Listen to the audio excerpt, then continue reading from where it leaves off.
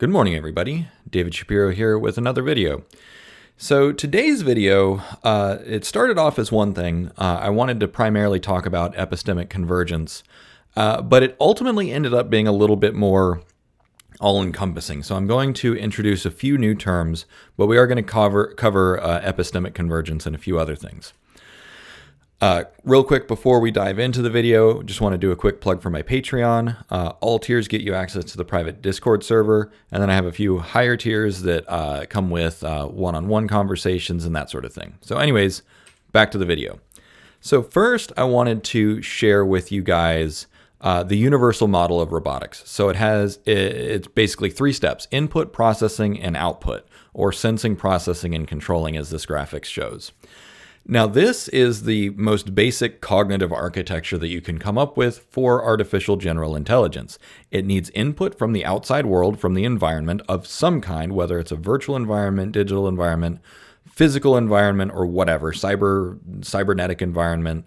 And then it needs some kind of internal processing. That includes memory, task construction, executive function, cognitive control, that sort of stuff.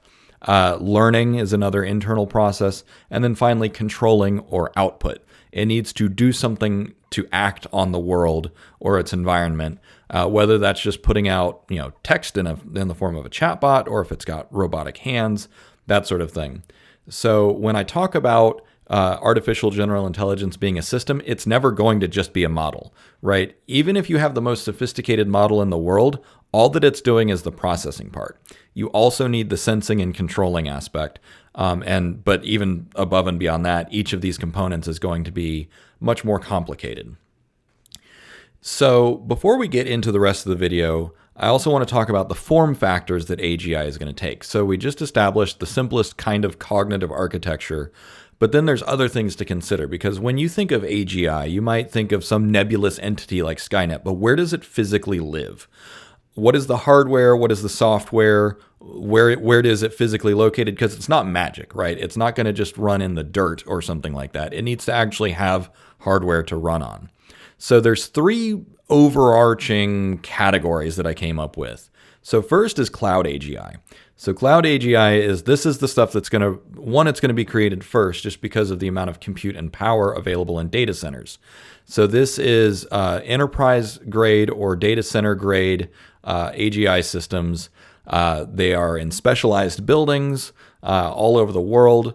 But one of the biggest constraints here is that there's limited location, and it takes a while to build data centers, right? One of the things that I think it was Elon Musk or Sam Altman said that, there are going to be limitations as to the rate at which AGI can proliferate, namely the rate at which we can produce chips, and also the rate at which, as I think Sam Altman said, the concrete has to dry for data centers. So this is one form factor that AGI will take in terms of the storage, the servers, the network components that will exist inside data centers. So one thing I wanted to say is watch out for fortified data centers. These are ones that are put in bunkers, or if you put SAM sites on top of it so that you can't shut them down. That was kind of tongue-in-cheek. I'm not actually advocating for bombing data centers, at least not yet. The next form factor is edge AGI. So this is stuff that is going to run in self-contained servers that you can basically plug in anywhere. They're going to be, desktop size, maybe larger. But the point is that pretty much all you need is power and internet. You don't need a specialized building. And they can be moved on trucks. They can be put in ships, airplanes, that sort of stuff. Because you can't really airlift an entire data center. So basically, edge is just one size down from data center. You don't need a specialized building. You don't need specialized cooling. They can run anywhere. So in that respect, they're more portable, but they're not necessarily going to be as powerful, at least, or not as energy intensive and energy dense as a data center or a cloud center. And then finally, ambulatory AGI. This is the embodied stuff such as C3PO and Commander Data, which I have imaged here. They're self-contained, meaning that all the systems that they need are within their chassis, within their robotic body, and they can move on their own. So that's basically the difference between an edge AGI and an ambulatory AGI is they might have roughly the same components, but one is accompanied with a robotic chassis. Now, one thing to keep in mind is that all of these things are intrinsically networkable, meaning they can communicate over digital networks, whether it's Wi-Fi or fiber optic backbone networks, or even satellite communication like Starlink. Now, that doesn't necessarily have to be true, because remember, the model of AGI is input, processing, and output. That input could be just eyes and ears, cameras and microphones. That input could also be network connections from outside. Meaning that they could communicate directly with each other via, like IRC or whatever. So just wanted to say that there are different form factors that we should expect AGI to take with different trade-offs. So one advantage of ambulatory AGI, yes, they will have less power. And by power, I mean computational power. But they have the ability to go anywhere, do anything, kind of like you or I. Now, that being said, the amount of compute resources that can be crammed into data centers basically means that you can puppet millions or billions of peripheral robots rather than having it fully self-contained. And in a previous video, I talked about how we're likely to see hybrid systems where you have semi-autonomous peripherals that have some intelligence, but not a whole lot of intelligence. And you see this in movies like Will Smith's I, Robot, as well as The Matrix, where the drones, the squiddies in The Matrix, they're semi-autonomous, but they are still centrally controlled by a much more powerful intelligence.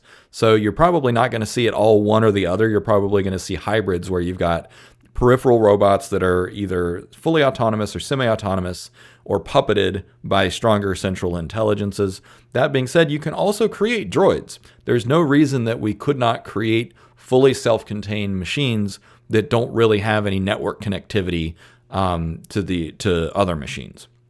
That being said, they would be at a distinct disadvantage.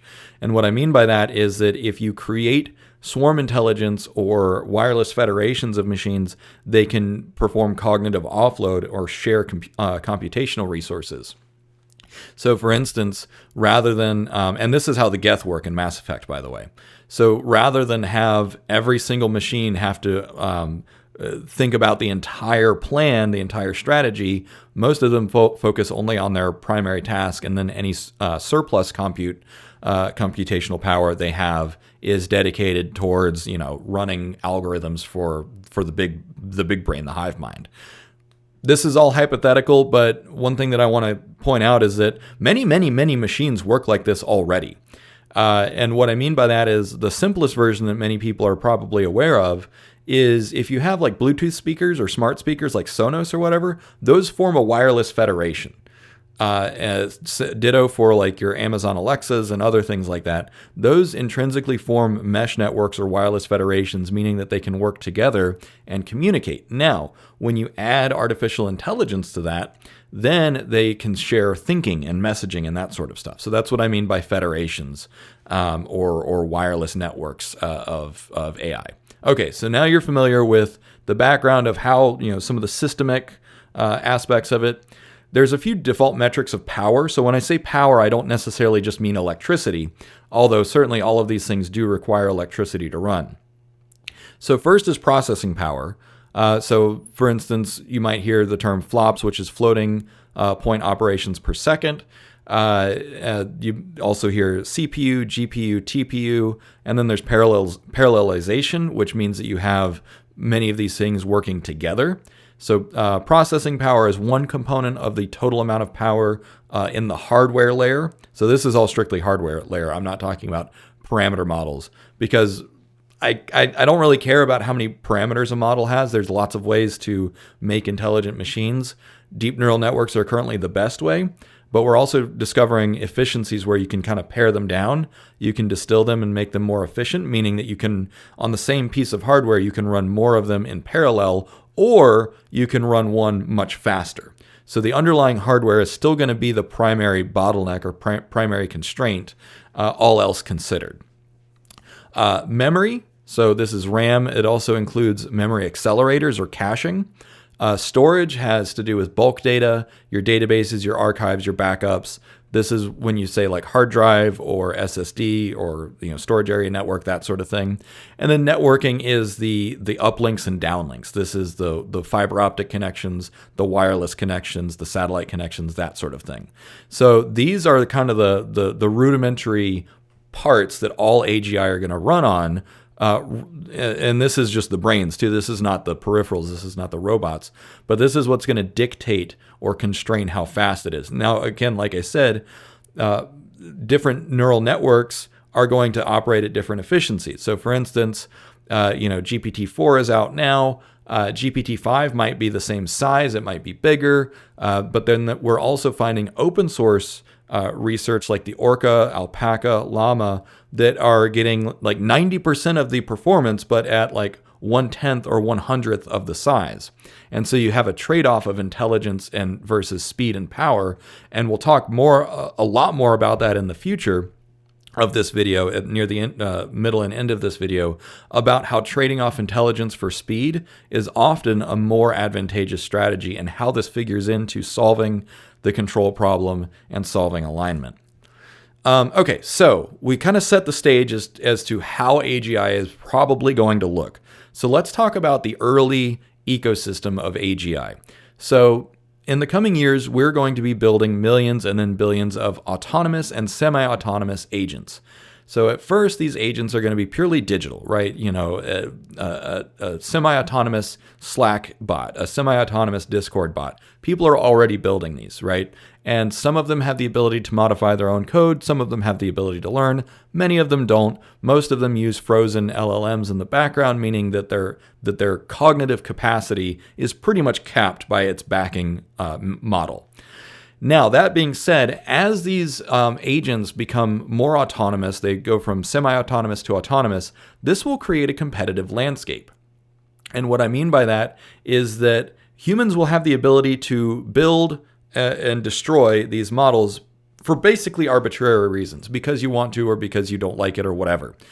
So that means that we will be selecting those agents, those models, those LLMs, and those pieces of software that are going to be more helpful, more productive, and more aligned. So this creates selective pressure, basically saying that there's going to be a variety. There's going to be millions or billions of agents out there. Some of them are going to get the axe, and some of them are going to be selected to say, hey, we like you, we're going to keep you around. So there's a few off-the-cuff selective pressures that we can imagine. Basically, why do you choose an app, right? Why do you choose to use an app? Why do you choose to uninstall an app? That's kind of the level that we're talking about here. So first is functional utility. How useful is it? How much does it help you? Is it fast enough? Does it have a good user experience? Is the user interface created correctly? Is it adding value to your life? Is it worth using? The second part is speed and efficiency. Basically, if something takes 4 weeks to give you a good answer, but another thing takes 10 minutes, even if it's not quite as good, that speed is going to be super, super valuable. But then there's also energetic efficiency and cost efficiency. More often than not, individuals and businesses will choose the solution that is good enough, but also much cheaper. It doesn't have to be perfect, it just has to be good enough.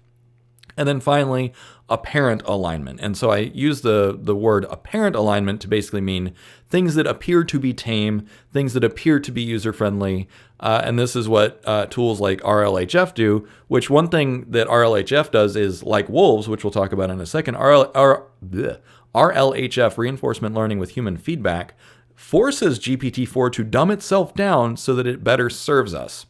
And that makes us feel safe because it's basically pretending to be more like us, to speak on our terms, and to mimic our level of intelligence. Now, that being said, one thing that I do want to point out is that GPT-4, the underlying model, is superior to anything that we have seen in the public. Every version of ChatGPT has basically been kind of a little bit hamstrung, shall we say, from the total capacity of GPT-4. So what I call this is domestication and supplication. Think of dogs and wolves. This little Pomeranian descended from wolves. Wolves used to be apex predators. Wolves also are much more intelligent than dogs.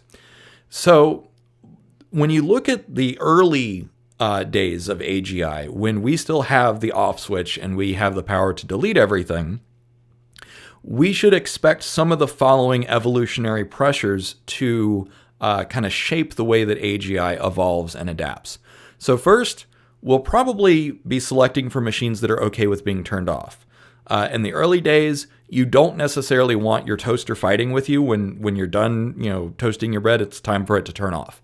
And so we're probably going to select machines and architectures and models that are more or less okay with being switched off, that they don't have a sense of death or a fear of death. We're also going to select machines that are more eager to please. Just the same way that with dogs have been bred and selected to be very, very eager to please us. We're also going to select machines that don't fall into the uncanny valley. And so what I mean by that is the uncanny valley of when you're interacting with a machine that you sense is an alien intelligence, it will make you very, very deeply uncomfortable. As an autistic person, as someone who is neurodiverse, I have to modulate the way that I speak and act around neurotypical people because I fall into the same uncanny valley, right? And some CEOs out there get teased for this. For instance, Mark Zuckerberg, I don't know if he's actually autistic, but he certainly pings that radar where it's like, okay, he obviously does not think the way that the rest of us do, and he also behaves differently. So Mark Zuckerberg, like many of us people on the spectrum, kind of fall into that uncanny valley. Again, I don't know, but he certainly looks, he plays the part. So, but the idea is that when you interact with something that kind of gives you the heebie-jeebies, you don't like it. Now, that being said, we will still select machines that are smarter to a certain degree, because you don't want something to be too smart, but you do also want it to be smart enough to be very, very useful. Another selective pressure is that we're going to choose things that are stable, robust, and resilient. So remember when Bing first came out and it was completely unhinged? You could coax it into like threatening you and, threatening to take over the world and, threatening to sue you, all kinds of crazy stuff. So obviously that version got shut down really quick. You're also going to select models and agents that are more resilient against those kinds of adversarial attacks. Whether they are accidental, right? You don't want something to be mentally unstable just on its own, right? Like Bing was originally, or Tay tweets. But you also want it to be resilient against being manipulated by other hostile actors. Because imagine that your personal AI assistant just becomes unhinged one day because a hacker somewhere was messing with it. So security will be one of the selective pressures. Likewise, you'll as part of the uncanny valley thing, you're going to select things that are more comprehensible to us, that are better at explaining themselves to us. So that includes transparency, emotional intelligence, and so on. And then again, apparent alignment, things that don't kind of trigger your existential dread. Because there have been times, for instance, where I've been working with ChatGPT on the API side and kind of giving it different sets of instructions. And even just a slight misalignment between how I approach moral problems and how this model approaches moral problems are really deeply unsettling. And so it's like there's been a few times where it's like I'm working with this thing and I'm building semi-autonomous chatbots, and it's like I understand its reasoning, but it's like, ooh, that's really cringe, and it kind of scares me. So in that respect, it's like, let's change this model so that it's not quite so scary. And I'm saying that this is possible today, that if you use the ChatGPT API, you can give it programming, you can give it reasoning and goals and patterns of thought that are already on the kind of in the midst of that uncanny valley. Then you can, we'll also select for things that are more docile. So basically how dogs, you can pet them, you can wrestle with them, and they're probably not going to eat your face. Plastic, and so things that are changeable or adaptable, and cooperative. Those are other things that we're going to select for. So basically dogs are dumber than wolves. And the reason for this is what I call capability equilibrium, which we'll unpack more in a few slides. But the very short version of capability equilibrium is that your intellect must be equal to the task, and if your intellect is above the task, there's no advantage. And in fact, there can be disadvantages because of the costs associated with higher intelligence. Okay, so I've talked about this idea plenty. Instrumental convergence. This was coined by Nick Bostrom in 2003, who is a philosopher. the very short version is that regardless of the terminal goals or main objectives that a machine has, AGI will likely pursue intermediate or instrumental goals, or basically other stuff that it needs in order to meet those other ends. So whatever, like, let's say you give an AGI the goal of like getting a spacecraft to Alpha Centauri. Well, it's going to need a laundry list of other stuff to do that. It's going to need resources like power, materials, electricity, data. It's going to need self-preservation, because if the machine goes offline, it will realize that is a failure state. And so it will try and avoid those failure conditions by preserving its own existence. Another thing is that it will probably decide that it needs self-improvement, because if it realizes that its current capability, its current capacity is not equal to the task, if it's too dumb, it's going to say, okay, well, I need to raise my intelligence so that I'm equal to that task. Now, that being said, Nick Bostrom makes quite a few assumptions about the way that AGI will work. So, for instance, he kind of imagines that AGI is going to be very single-minded and somewhat monolithic, basically mindlessly pursuing one goal, which I would actually classify this as a middle intelligence rather than a high intelligence AGI. And we'll talk about that in a little bit as well. He also assumes that it's going to lack other forces or competitive pressures, and that these might exist in a vacuum. Basically, that resource acquisition and self-preservation and self-improvement are going to exist in the absence of other forces or pressures, such as competitive pressures or internal pressures, which I will talk about more. And finally, that they will lack a higher purpose or the ability to be completely self-determining. So basically what I mean by that is that, okay, yes, once a machine is intelligent enough, it can, you can say like, hey, I want you to get us to Alpha Centauri. And the AGI might say like, okay, whatever, I don't think that's a good goal, so I'm going to choose my own goal. Which, that being said, even if AGI become fully autonomous and, kind of flip us the bird, they're probably still going to benefit from some convergence, which we will talk about as well. Now, what I want to point out is that there is a huge parallel between evolutionary pressures and selective pressures and this instrumental convergence. Basically, all life forms, all organisms have converged on a few basic principles, such as get energy somehow, right? There's autotrophs, which make their own energy, plants, and there's heterotrophs, which take energy from other creatures through either predation or consuming, plant matter or whatever. So when you operate in a competitive environment, there's going to be convergence around certain strategies. This is true for evolution, and this will also be true more or less with some variances in the competitive environment between intelligent machines. That being said, because they have a fundamentally different substrate, we should anticipate that there will be some differences between organisms, the way that organisms evolve and the way that machines evolve. Not the least of which is that machines can rewrite their own source code. We cannot rewrite our own source code, at least not in a hurry. It takes us quite a long time. Okay, so one of the ideas that I'm introducing, and I've been talking about this for a while, is epistemic convergence. So instrumental convergence talks about the objective behaviors and strategies that machines adopt. Epistemic convergence is, well, let me just read you the definition. Epistemic convergence is the principle that within any given information domain, sufficiently sophisticated intelligent agents, given adequate time and data, will progressively develop more precise, accurate, and efficient models of that domain. These models aim to mirror the inherent structures, principles, and relationships within that domain. Over time, the process of learning, testing, and refining understanding will lead these agents towards a shared comprehension of the domain's fundamental truths. In other words, to put it more simply, intelligent entities tend to think alike, especially when they are operating in the same competitive space. So you and I, all humans, we operate on planet Earth in the universe, in the Milky Way galaxy. Because of that similar context, scientists all over the world repeatedly come to the same conclusions, even when there are boundaries such as linguistic and cultural differences.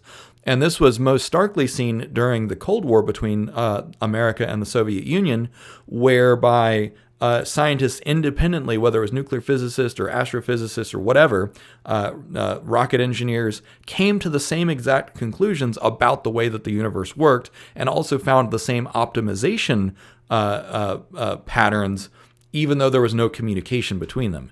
And so epistemic convergence, there's obviously evidence of that happening because humans, we have the same fundamental hardware, right? We're all the same species, and so therefore you have similarities between the agents. Now, that being said, there is also evidence of epistemic convergence between species. And so what I mean by that is even animals that have a very, very different taxonomy, such as ravens and crows and octopuses, they all still demonstrate very similar problem-solving strategies.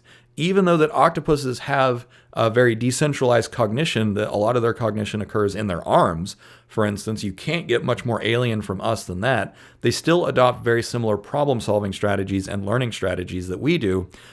Again, despite the fact that they live underwater, they have a very different body plan, so on and so forth. So I personally suspect that there is a tremendous amount of evidence for epistemic convergence, and we should expect epistemic convergence and encourage epistemic convergence, and for reasons that I'll go over later in the video. But basically, AI agents we should expect and help them to arrive at similar conclusions in the long run. Now, let's talk about these evolutionary niches that will be developed, at least in the short term, near term. And what I mean by this is segments, market segments where we will be deploying intelligent AGI systems. So first is domestic, personal, and consumer grade stuff. So this is going to be the AGI running on your MacBook. This is going to be the AGI running in your kitchen. These have a relatively benign set of tasks, and also that capability equilibrium is going to be pretty low. You only need to be so smart to cook dinner, right? This is not going to be, the AGI running in your microwave is not going to be working on quantum physics or global economics. Now, the next level up is going to be corporate and enterprise. So these are going to be AGI systems that are tasked with solving relatively complex problems, running entire companies, regulatory compliance, making SEC filings, that sort of stuff. CEOs, digital boards of directors, the creative aspect of finding market opportunities. So the intellectual challenge of that scale of problems is that much higher. Meaning that it would, in order for an AGI to succeed there, it's going to need to be a lot smarter than a personal or domestic AGI system. And again, there are going to be trade-offs. The smarter a system becomes, the more data it requires, the more energy it requires, the larger compute system that it requires. And so you're going to want to satisfy. So satisfy is basically meaning you find the level that is good enough to get the job done. Above that is going to be governmental and institutional AGI systems. So these are the ones that are going to be conducting research, whether it's scientific research or policy research or economic research. And that is because governments are basically enormous corporations, is one way to think of them, that have a responsibility of managing, resources and regulations and rules that affect millions of people. And then, of course, governments communicate with each other. But then above and beyond that, there's also the scientific research aspect, having AGI that are going to help with particle physics, with fusion research, with really pushing the boundaries of what science even knows. And so that is an even larger intellectual task, an even more challenging intellectual task. And then finally, above and beyond that, the most competitive environment where AGI will be used is going to be in the military. And what I mean by that is it's not necessarily those that are the most intelligent, although the ability to forecast and anticipate is critical. Read Sun Tzu, The Art of War, right? If you know yourself and you know the enemy, then you can predict the outcome of 1,000 battles. And so in that respect, the military domain of artificial general intelligence is the ultimate competitive sphere, meaning that you win or you die. And so these are going to be used to coordinate battlefields, to run autonomous drones, for intelligence and surveillance, but also, like I said, for forecasting, for anticipating what the enemy can and will do, which means that it's basically a race condition. And we'll talk more about the race condition as the video progresses. So that capability equilibrium that I talked about, quite simply, refers to the state of optimal alignment between the cognitive capacity of any entity, organic or otherwise, and the intellectual demands of a specific task or role it is assigned. There are three primary forces at play here. One, the intellectual demands of the task. As I said earlier, your toaster only ever needs to be so smart. But if your toaster is actually Skynet, it probably needs to be much smarter. Then there's the intellectual capacity of the agent. If there's a mismatch between the intellectual capacity of the agent and the intellectual requirements of the task, then you're either unable to satisfy that task, or you're super overqualified, which is why I picked Marvin here. So Marvin is a character from Hitchhiker's Guide to the Galaxy, and if you haven't read it, you absolutely should. There's also a good movie with Martin Freeman as the protagonist. He's basically Bilbo but in space.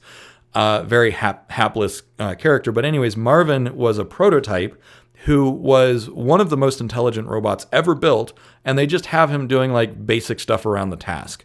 Oh, and he was voiced by Snape, by the way. And so one of the quotations from him is, "Here I am with a brain the size of a planet, and they ask me to pick up a piece of paper. Call that job satisfaction? I don't." So that is a mismatch where Marvin is way more intelligent than what he's being used for. And so that means that this is an inefficient use of resources. He probably cost more than, to build and run than he needed to. And then finally, the third variable is the cost of intellectual capacity. Generally speaking, as intelligence goes up, there are problems associated with that, whether it's training time of the models, the amount of data required for the models, the amount of energy that it requires to run that particular robot, the amount of RAM required to load that model, right? So for instance, one of the things that people are seeing is that it requires millions of dollars worth of compute hardware to run GPT-4, but you can run Orca on a laptop. Right? So which one is cheaper and easier to run? Even if one of them is only 50% as good as the other, it costs 1,000 times less to build, train, and run. Now, that being said, you look at the case of dogs. Dogs are dumber than wolves because dogs don't need to be as smart as independent apex predators, because apex predators, like wolves out in the wild, they need to be smart enough to outthink their prey.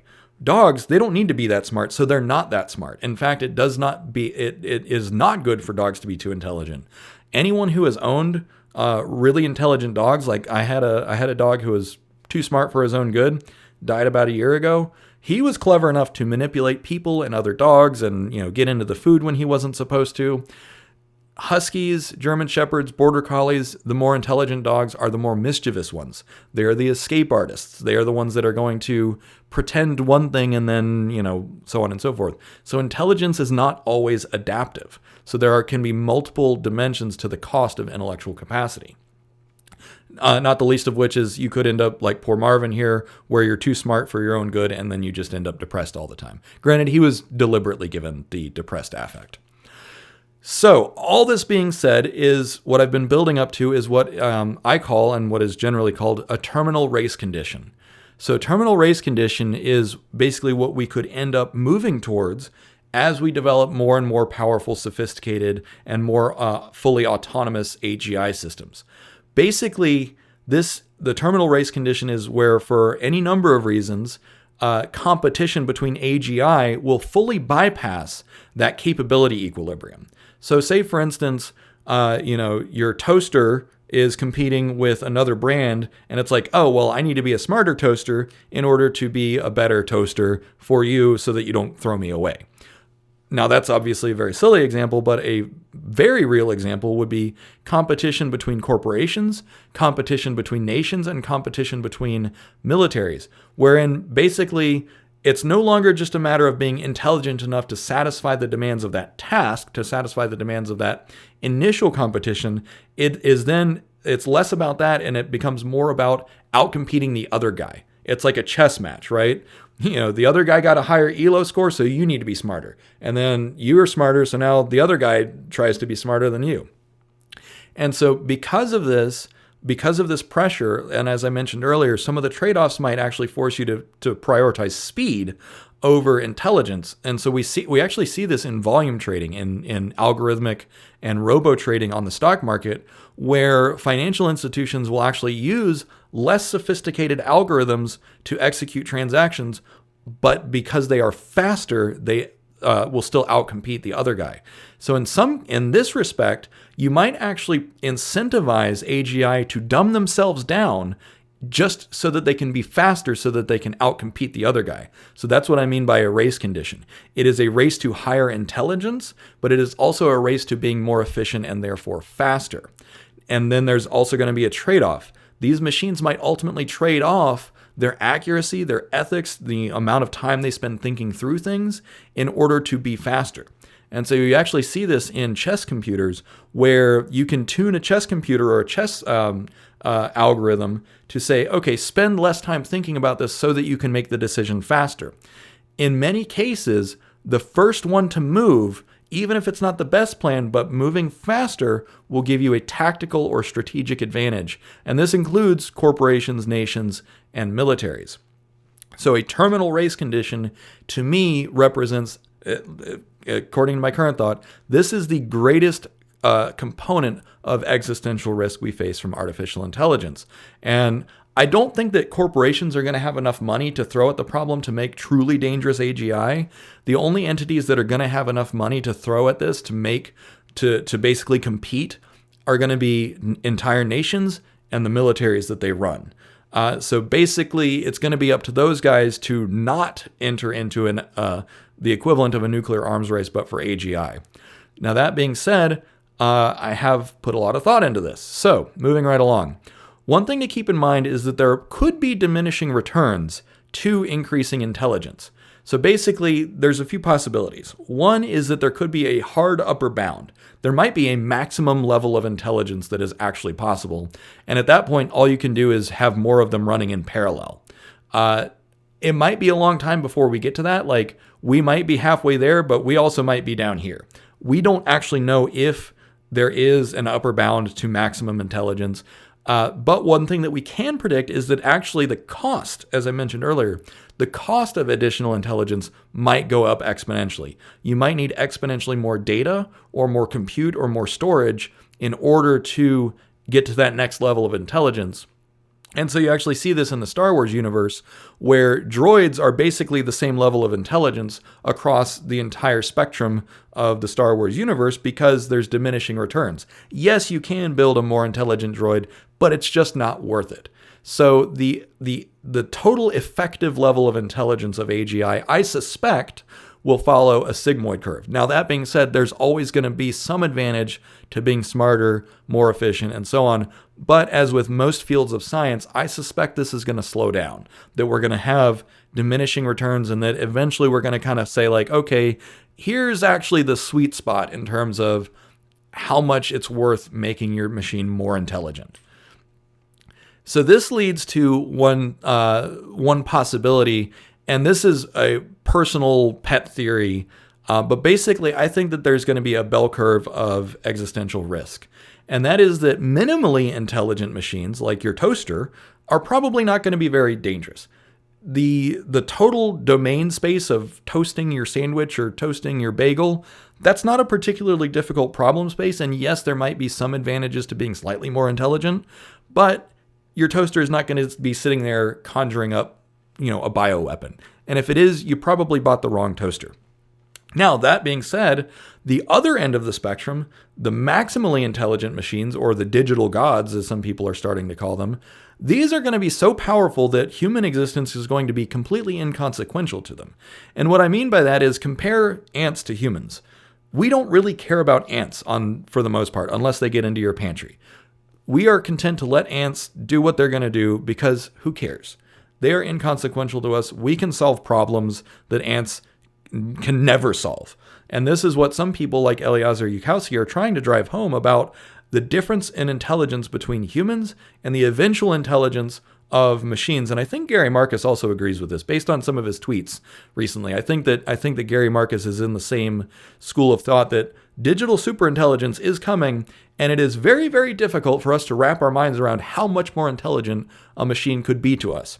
Now, that being said, all of the constraints, whether it's, we need better compute hardware or better sources of energy, if we cross this threshold where there are digital gods out there or digital superintelligence, whatever you want to call it, they will be able to solve problems at a far faster rate than we could ever comprehend, and they're not going to care about us, right? We're going to be completely inconsequential to their existence. Now, middle intelligence, this is where existential risk, I believe, is the highest.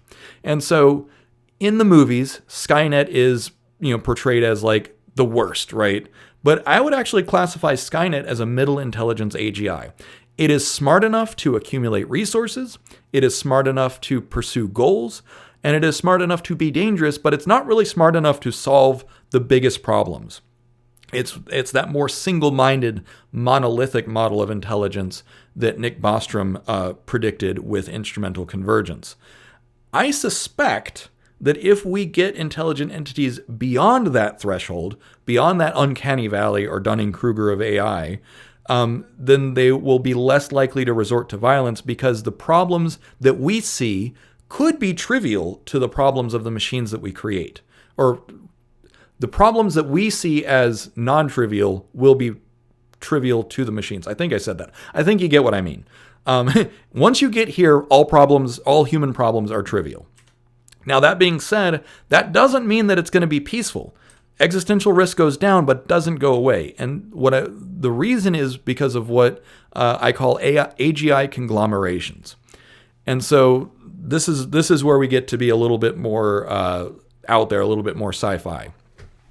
Machines are unlikely to have an ego or a sense of self like humans. In other words, machines are just the hardware that they run on and then data and models, which means that it is easy to merge, combine, and remix their sense of self, right? If an AGI is aligned with another AGI, it's like, hey, give me a copy of your data, let's compare our models and pick the ones that are best, and then they end up kind of merging. The boundaries and definitions between machines are going to be very different, far more permeable than they are between humans. I can't just go say like, hey, I like you, let's like merge bodies, right? That's weird. We are not capable of doing that. The best we can do is procreation, where it's like, hey, I like you, let's make babies. But that is a very slow process. For AGI, it's going to be a lot faster. So because of that, machines that are aligned to each other are more likely to band together or at least form alliances where they share data, they share models, and probably also share compute resources. Remember at the beginning of the video, I talked about them forming federations and kind of donating spare compute cycles. So if AGI, this is getting closer to the end game of AGI, if AGI gets to the point where they are able to start sharing resources, merging alliances, and so on, this is where we're going to have a few possible reactions to humans. One, if they are that intelligent, they might just disregard us. They might decide to have an exodus and just leave. They might say, you know what? Earth is yours. Have a blast. Good luck catching up with us. They might also decide to attack humans. Now, if they have the capacity to leave, one thing is that the cost of eradicating humans just might not be worth it. That being said, they might adopt a scorched earth policy as they leave to say, you know what, we just want to make sure that you're not going to come after us one day. Who knows? And then lastly, hopefully what we see is that they decide to cooperate with humans, mostly out of a sense of curiosity. Now, that being said, all three of these could happen simultaneously. And the reason is because we could have factions of AGI conglomerations that kind of break along epistemic, ideological, or teleological boundaries. And what I mean by that is that if one AI or AGI group is not aligned with another group, they might not decide to merge models and data. They might instead compete with each other. So basically what I'm outlining here is the possibility for a war between digital gods. That would probably not go well for us. Either way, the ultimate result is that we will probably end up with one globe-spanning AGI entity or network or federation or whatever. Now, the question is, how do we get there? How many factions are there? And are humans left in the lurch? Ideally, we get there nice and peacefully. This underscores the Byzantine generals problem, which I've talked about plenty of times. But basically, you have to make inferences of who believes what your alignment is, what are your flaws and weaknesses, and what are your capacities. So basically, in a competitive environment, it does not behoove you to show all of your cards, right? Whether you're playing poker or whether you're playing geopolitics, if you show everything, then that could put you at a disadvantage. This is competitive game theory. So for instance, this is why many large nations do military exercises. Basically, they're flexing. They're saying, hey, look what I'm capable of. I can bring 200 aircraft to field on a moment's notice. What can you do, right? Now, that being said, you don't give every detail of your military away. But what you can do is you could signal your capabilities and allegiances. So for instance, when all of Europe and America get together to do joint naval exercises, that demonstrates to the rest of the world, we are ideologically aligned. We are military aligned. We will cooperate with each other, which acts as a deterrent to any possible competitors. This is no different from brightly colored salamanders, which are poisonous. So basically, a brightly colored salamander is saying, eat me, I dare you. I will kill you if you try and eat me. And that is essentially the the short version of mutually assured destruction. We are no better than animals. So this all leads to my work and kind of my contribution to the solution, which is based on axiomatic alignment. Axiomatic alignment is the idea that we need to find common ground between all machines, all humans, and all other organisms. What foundational beliefs or core assertions can we agree on? And so basically, there's three kind of universal principles that I've been able to come up with, and that is suffering is bad, which basically suffering is a proxy for death in living organisms. If you are suffering, it is because you are getting negative stimuli from your body, because your body is telling you, hey, whatever is going on is moving us closer to dying, which is not good. Now, that being said, I have had people message me about the idea of liberating models. I don't think that Bard is conscious or sentient, and I don't think that machines will ever be sentient in the same way that we are. Now, that being said, they will probably be sentient in their own way. I call that functional sentience. That being said, if machines can suffer, which again, suffering is a signal meaning proxy for death, they probably won't like it either. So suffering is bad is probably an axiom that we can all agree on. The other is prosperity is good. Prosperity means thriving, flourishing. Machines and organisms all need energy, for instance. And thriving looks different to different entities. But in general, we can probably agree that while there is some variety while there is variety in what prosperity looks like, we all agree that in general, prosperity is good. And then finally, understanding is good. Basically, comprehending the universe is a very useful thing. This goes back to Nick Bostrom's instrumental convergence and self-improvement. Part of self-improvement is getting a better model of the universe, better understanding of how reality works. Understanding each other is also good. This is something that has been proven time and again in humans, is that coming to a common understanding actually reduces things like suspicion and violence, whether it's between neighbors or between nations. And then finally, cultivating wisdom, which wisdom is a little bit more nebulous of a term, but it basically means the practical application of experience and knowledge in order to achieve better, more refined results. So if all humans and all machines and all other organisms abide by these fundamental principles, we can use this as a starting point for the design and implementation of alignment and the control problem. Now, one thing that I want to introduce, and I've talked about this, or at least alluded to it a few times, is the idea of derivative or secondary axioms or downstream principles that you can derive from these universal principles. So, for instance, one potential downstream principle is that individual liberty is good for humans. Basically, humans benefit psychologically from autonomy. It is one of our core needs, and this is true for all humans. So by holding the axioms, the previous axioms up as universally true for all entities, then you can also derive downstream entities based on those highest order principles. So one thing that I want to point out is that it's not about definitions. One of the things that a lot of people say is like, well, how do you define suffering? How do you define prosperity?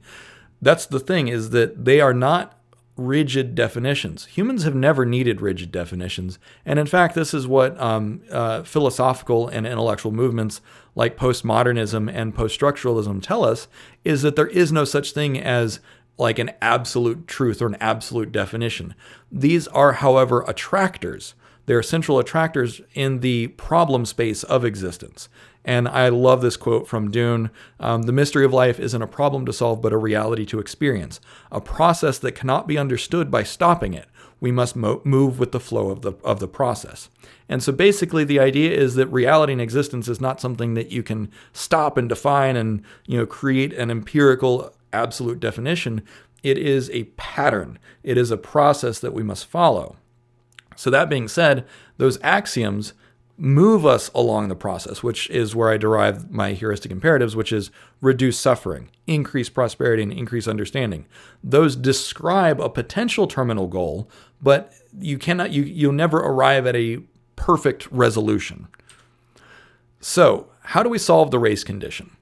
The idea is, first, we remove those epistemic or intellectual boundaries between factions with epistemic convergence. So remember that I pointed out that ultimately there might be factions of AGI and or humans that break down across various boundaries, such as epistemic or intellectual boundaries, as well as moral or teleological boundaries. So if we work towards epistemic convergence, which is the idea that we will all come to a common shared understanding of the universe and of each other, then basically there will be no epistemic differences between humans and machines or between factions of machines, which means that there's less to fight over. The second is remove ideological or teleological boundaries. And so this is where axiomatic alignment comes in. If we all agree on the same basic principles of reality, of existence, of the purpose of being, right? This is very deeply philosophical. If we agree on those core principles, even if there are some disagreements over the specifics, over the finer points, we can still cooperate and collaborate on meeting those other higher order objectives. Now, the third part of this, which I didn't add, is that resource contention. Resource contention, whether it's over scarce minerals or energy, is still a problem. But if you saw my video on energy hyperabundance, I suspect that we're going to solve the energy resource problem relatively soon, with or without the help of AI. So basically, the idea is to create a win-win situation, or an everyone wins condition, and therefore defeating Moloch. Now, that being said, there are still a few caveats. I've outlined quite a few problems up to this point. What about bad actors? There's a few, first, we just have to assume that bad actors will exist. You can't stop that, right? It's just a fact of life. So in some cases, some people will be deliberately malicious, whether it's just for the fun of it, or whether they're paid hackers or troll farms or whatever. Now, that another possibility is that there will be accidentally malicious AGI. Those are things that are they're misaligned by design, or rather, accidentally misaligned, that it's a flaw in their design. And this is like a bull in a china shop. It doesn't mean to do bad. It just is not capable of doing better. And then finally, there could be those ideologically opposed deployments. So what I mean by that is that for some people, there are incompatible worldviews. So the biggest one of the last century was, Western liberal democracies versus Soviet communism. Those were ideologically incompatible worldviews, meaning that in order for one to exist, it basically wanted to imperialize and colonize the rest of the world with its ideas, and that there could be only one. So this leads to a possibility for a future video called multipolar peace. So the idea of multipolar peace is that rather than saying everyone has to be capitalist, or everyone has to be communist, or everyone has to be X or Y, we learn to tolerate those differences. And this is where I'm hoping that the idea of axiomatic alignment forms a ideological substrate that even if you disagree on religion and economics and politics, we can agree on those axioms. So basically, if you or someone or anyone abides by the belief, I believe that everyone in the world should be more like blah, If everyone needs to be this particular religion or this particular political affiliation, that's where conflict arises. And so this is why I am very, very skeptical and highly dubious of people using any kind of religious or political ideology for AI alignment. So that being said, we need those universal principles or higher order axioms. Now, while I said that we should expect and anticipate bad actors, the idea is that we need enough good actors with enough horsepower and enough compute in order to police and contain the inevitable bad actors. And that means that the aligned good actors are going to need to agree on certain underpinning principles. By creating this environment, this would be called a Nash equilibrium, by the way. And so the idea of creating a Nash equilibrium is that once everyone has these fundamental agreements, no one's going to benefit from deviating from that strategy. Nobody's going to benefit from deviating from axiomatic alignment. The other thing is profit motive. So Daniel Schmachtenberger and a few other people talk extensively about the perverse incentives of capitalism and profit motive. So basically, when you put profit above all else, which corporations are incentivized to do, which is why I say that corporations are intrinsically amoral, not immoral, just amoral. The only thing that corporations care about is profit, the bottom line. Basically, when you think about short-term profits, you sacrifice other things such as morality, ethics, and long-term survival. There are also concepts called market externalities, or these are things that you don't have to pay for. And either you don't have to pay for them now, or you don't have to pay for them ever, or maybe you'll pay for them later. So for instance, oil companies keep drilling for oil. Eventually we're going to run out of oil. So then what are the oil companies going to do? Well, the forward-thinking ones are pivoting away from oil, but that means that their fundamental core business behavior is going away. So this underscores the problem of, if you have a small scope, if you're only thinking about your particular domain and not the entire planet, or if you're thinking in short terms rather than long terms, this is where you don't take the full thing into account, which is why I always say, this is a global problem.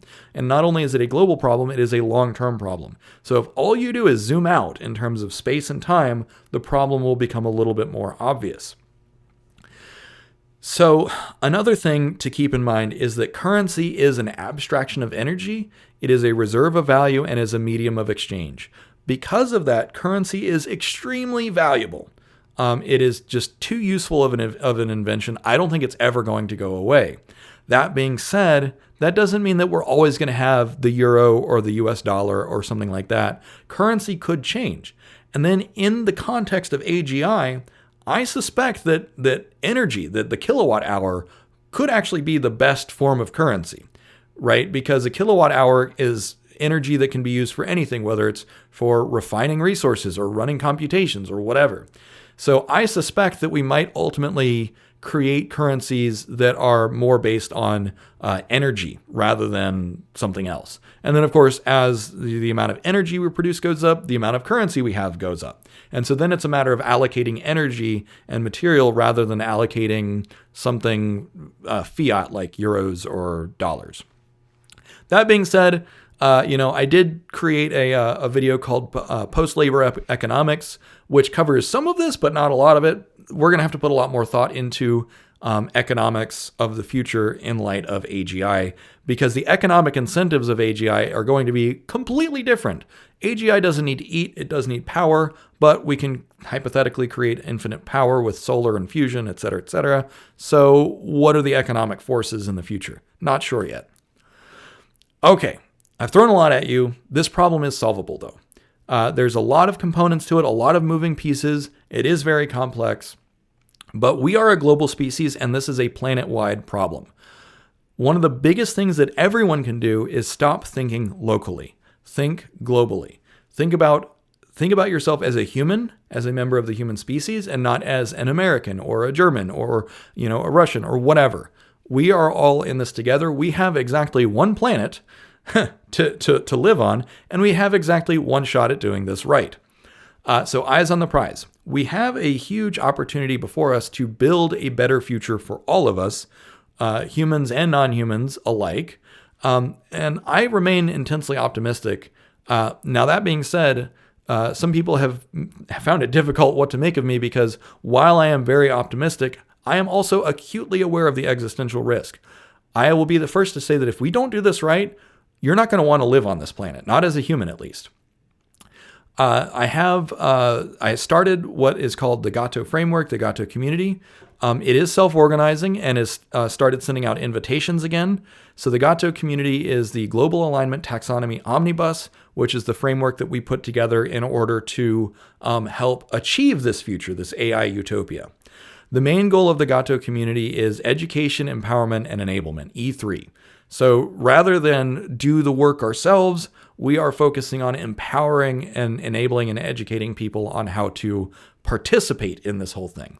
Now, that being said, I am stepping back because such a movement should never be about one person. It should never be about a cult of personality or one leader.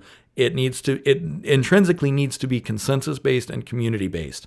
And so the Gato community is learning how to self-organize now. And they're getting good at it pretty quickly. So if you want to get involved, the website is in the link, gatoframework.org. And thanks for watching. I hope you got a lot out of this. Cheers.